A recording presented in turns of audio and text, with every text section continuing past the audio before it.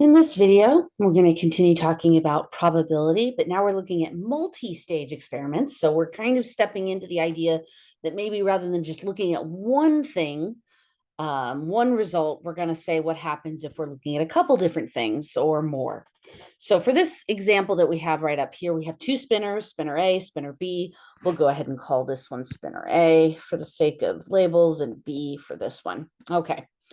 So we spin spinner A, then we spin spinner B and list all the outcomes possible using a tree diagram. Okay, so a tree diagram means that we're going to kind of have like two stages. So it's a two-stage experiment. So first stage is going to be from spinner A. So we have the possibility that we will get a red. I'll just use R. And then we have the possibility that we'll get blue, and then the possibility that we get yellow. Okay. From there, we have on the second spinner two possibilities, red or blue. Try not to go too big because I'm never very excellent at these. Red or blue, and then red or blue. Okay. So this is second stage using the second spinner. Cool. All right. So there we go. That's all the possible outcomes. And we'll go ahead and list them right next to each end point here. So this means that we got red on the first one, red on the second one. Here we got red on the first one, but blue on the second one. Blue on the first one, red on the second one. Blue on the first one, blue on the second one. Yellow on the first one, red on the second one. Yellow on the first one, blue on the second one. And there's all the possible outcomes actually physically listed out. Now, I do want to talk about a probability of this in just a second, okay? But I want to look at this idea right down here where we have the multiplication principle. If an event A can occur in M ways and an event B can occur in N ways, then the event A followed by event B can occur in M times N ways. So in this case, we have our first spinner, which has three options, and our second spinner, which has two options. So 3 times 2 results in 6 possible outcomes, which is what we have, right? We have 6 outcomes listed here in green. Okay, now I want to talk about their probabilities because that's a little bit interesting here in this experiment. So for probability of red in the first spinner, that's a 1/4. Here, I'm going to do that in blue just so I can kind of keep the colors a little bit separated. For blue, it's also 1/4. And then for yellow, it's actually 1/2. Okay, but in the second spinner, since it's split in half, each of these are 1/2.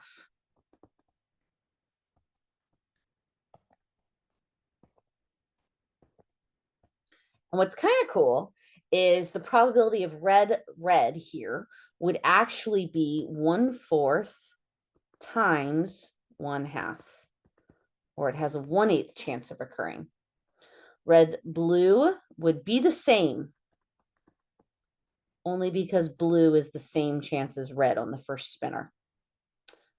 Okay, blue red. Okay, so actually these are all going to kind of come out the same for a little while, and then we're going to deviate once we get to the yellow, because yellow finally changes it up for us, since yellow has a 1/2 chance of occurring. So 1/4, and 1/4 again. And since these are all the outcomes, if I were to add these 6 fractions together, they're going to add up to 1. Because actually, if you think about it, 1/8 plus 1/8, right? It's 4 times 1, 2, 3, 4 1/8, and then 2 1/4. Those are both half. So adding those together will give me 1. Okay, so they kind of do that with some of the factor trees. They have you kind of do some drawings with that. A bag contains 2 red marbles, 1 blue marble. What is the probability of selecting 2 red marbles if the first marble is placed back into the bag? Okay. So in this case, we'd be kind of looking at I'm going to still draw a picture here. Okay. First stage, because we have two red marbles, each red marble is distinct, and therefore they both occur as a possibility. This is technically one way to draw this. Okay, we get a red marble, we get the other red marble, or we get the blue marble. Okay, and then I shouldn't have kind of drawn that so tall. All right, and then we do it again. So again, we get one red, one blue, red, red, blue, red, blue. Okay. So what is the probability of selecting two red marbles? Okay, so for each of these, or two red marbles, let's see. So each of these are 1/3 of a chance of happening, because we're assuming they're all equally likely in their odds to occur. So 1/3's everywhere.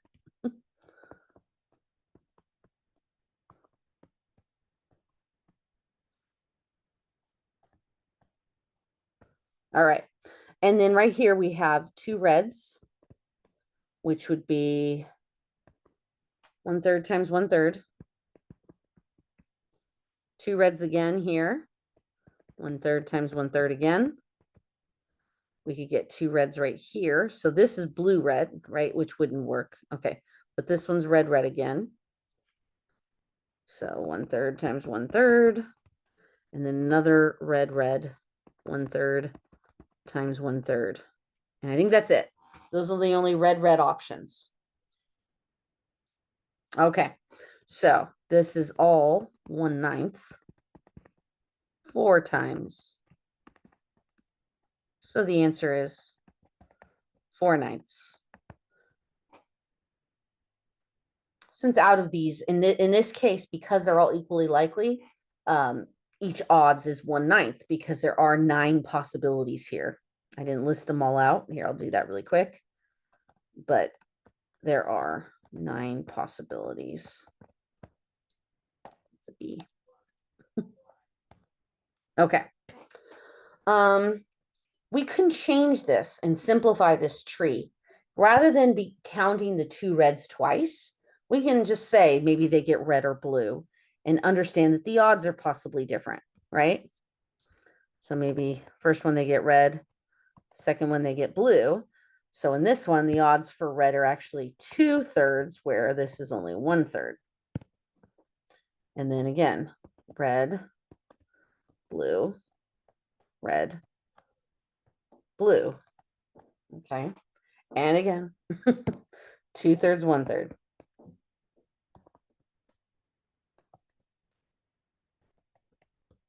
Actually try to make that look like a 1. There we go. Okay. So now writing it like this, I don't have to find all the possibilities. I can see that I have red right here, and that's 2/3 times 2/3, which is 4/9. So it's a simpler way of drawing the same thing we did above. Okay, independent versus dependent. So independent events are when one event occurs, it doesn't affect whether the other event occurs. Okay. Separate from each other, they don't hurt each other, harm each other in their actual occurrence. Okay. If two events are not independent, then we say they are dependent. Okay. So before we get into independent, dependent, I want to talk about the multiplication property. Actually, it kind of assumes that we're talking about independent events. The multiplication property is the probability of A intersect B, so what they have in common, ends up being the probability of A times the probability of B. Just multiply them together. It's also a way to test if two events are independent. Okay. I feel like I may have given an example of that, but we'll see in just a second. I'm pretty sure I did. Yeah, I did. Okay. So what is the probability of rolling a die and getting a 4, then rolling it again and getting an even? So this would be an example of two events happening that are independent. Okay. So basically, I just need to find the probability of getting a 4 and times it by the probability of getting an even. So probability of getting a 4 on a die is 1 out of 6. But to get an even number, let's see, there's 3 possibilities there. So 3 out of 6. So that's 3 out of 36 or 1/12.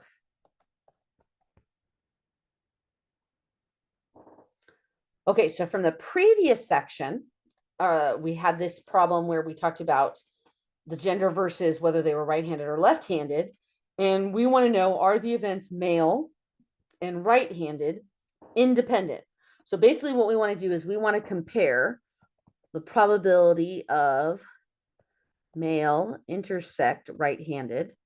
And we want to know if that happens to equal the probability of male times the probability of right-handed. Okay, so the probability that they were male and right-handed, we calculated that to be 0.43. And what I'm interested in, does that equal the probability of male, which was 0.52, times the probability of right-handed, which was 0.87. So grab your calculator. I actually have it for this one. 0.52 times 0.87 comes out to 0.4524. No. I mean, it's very close, but they're not equal. Therefore, not independent.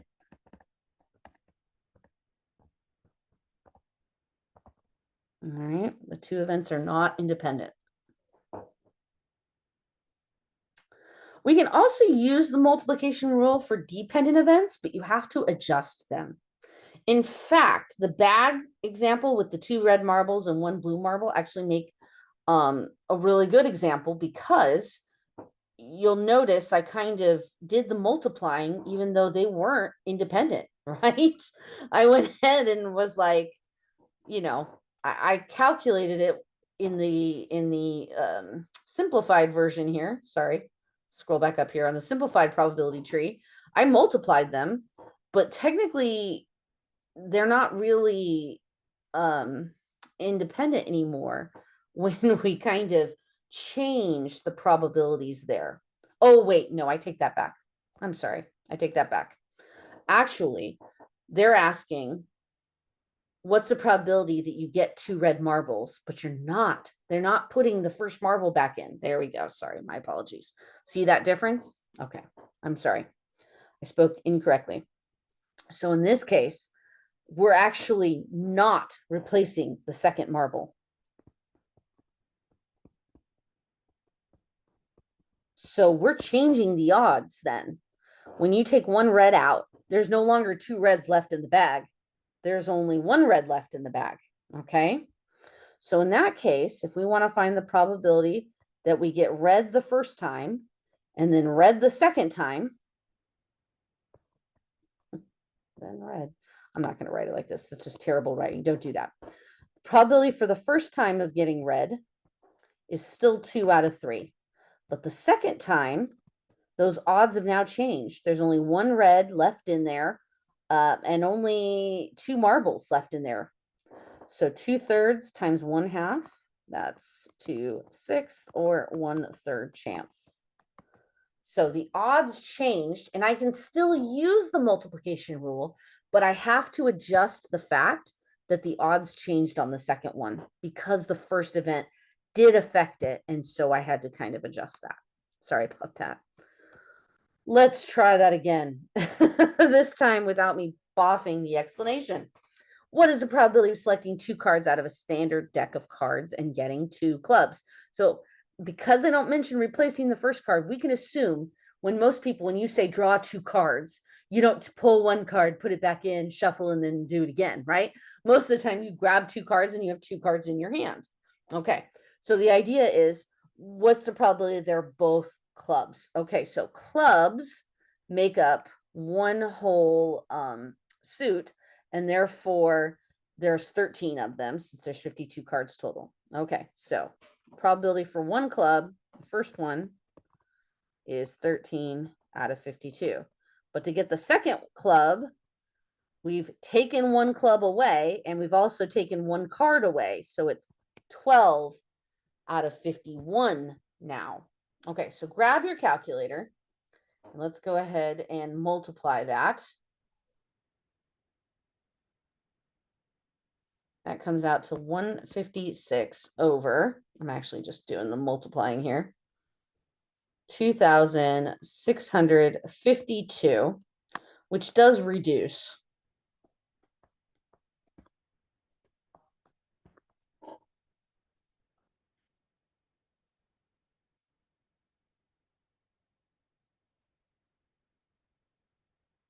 I'm actually checking to see what it reduces to. Okay, so it looks like we can divide out 12. 156 divided by 12. I have like my basic calculator. That gives me 13. 2,652 divided by 12 gives me 221, which is not divisible by 13. Oh, wait, it is divisible by 13. I'll take that back. 13 goes into both of those, so it actually is 1/17. All right. So much fun. They actually do allow for approximating as a decimal, like I said earlier. So if you wanted to, rather than bother reducing, you could have just taken 156, divided it by 2,652 and gotten 0.059 if I'm rounding. And that's a perfectly acceptable approximation.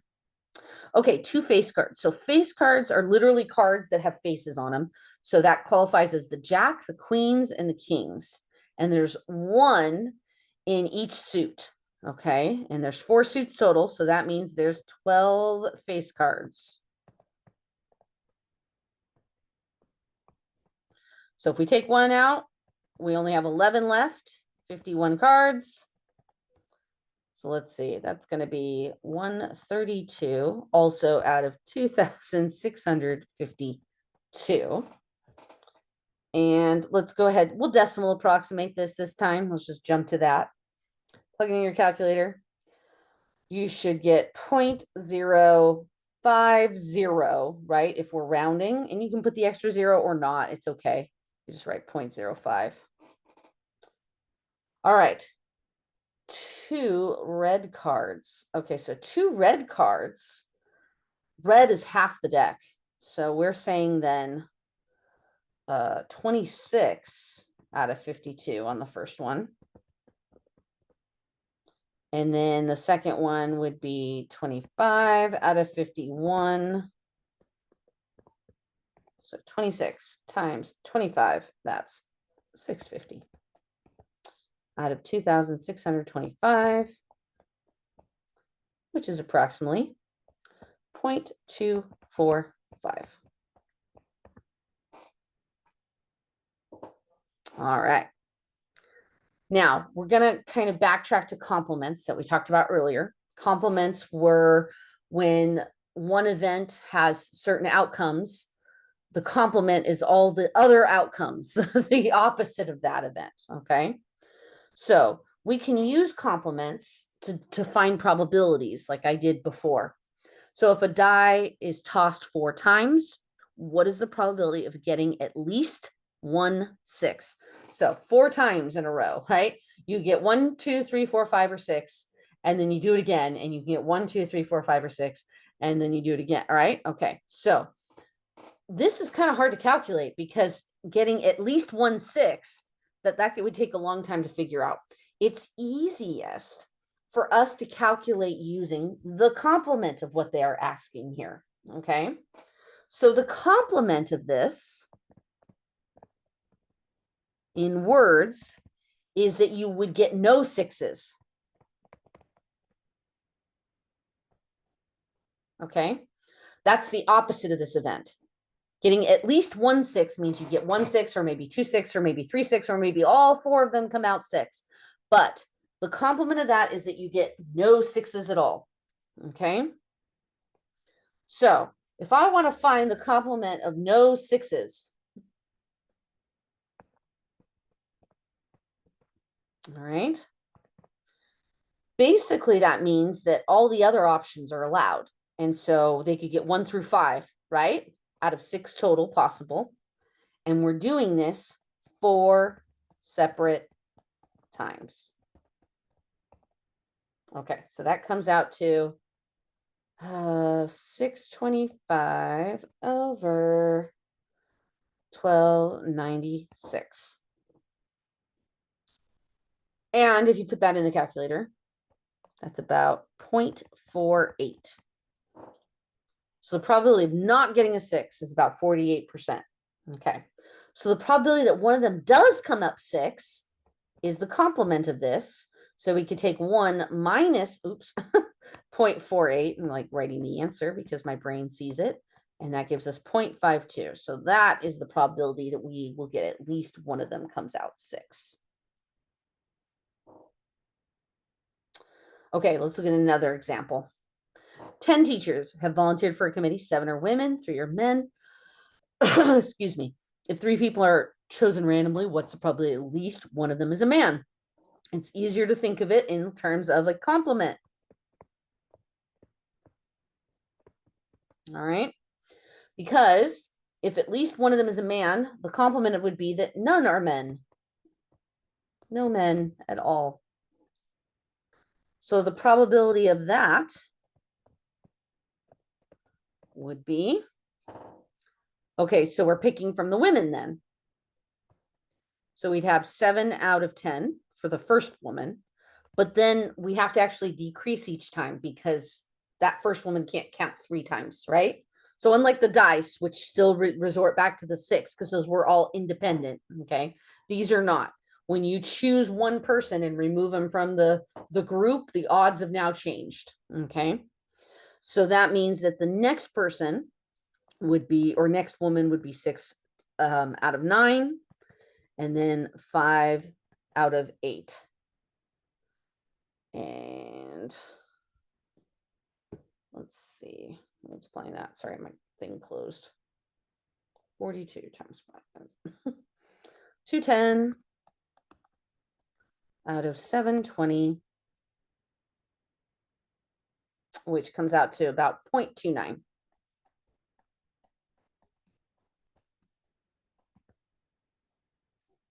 So there, we can use complements to make our life a little bit easier. Expected value. So expected value is this idea, like what you expect in the long run, okay? When like there used to be a statistic years and years ago, and now I'm kind of dating myself a little bit here, but when they surveyed people and said, hey, how many kids do you want?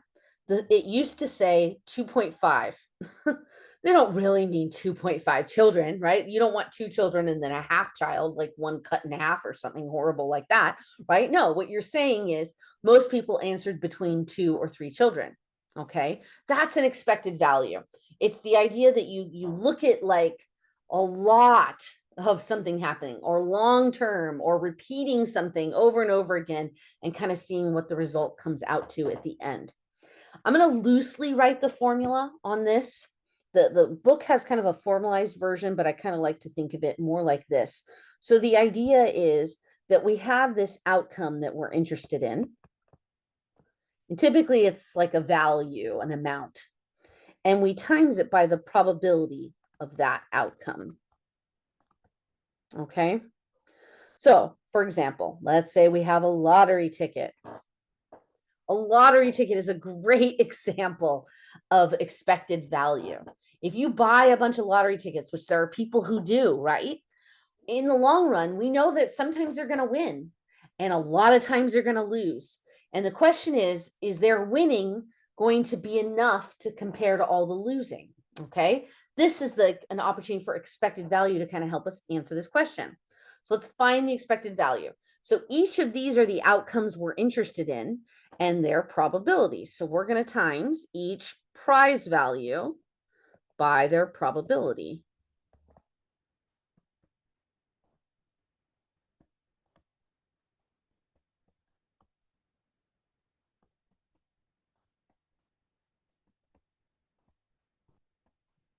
And and 0 times 15, 39 out of 2,000. So this last category doesn't really matter, right?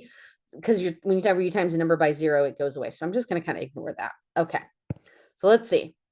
That's going to be 1/5 plus, okay, 10 over 50 is another 1/5 plus, okay, 50 over 100 is 1/2 plus another 1/2.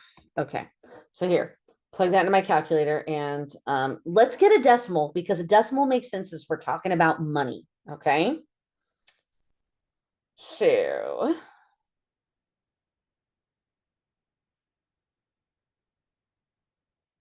I get 1.4. 1.4. So they're saying when you're just looking at the winnings, you could expect to earn or win about $1.40 per ticket in the long run, because sometimes you're winning money and sometimes you're losing money. So when you average that out, it averages out to about $1.40 per ticket. But here's the problem. The cost of the ticket's $2. Therefore, your expected winnings are a loss, because when you take away that $2 cost, you're losing 60 cents every single time. And that is how we find the expected value.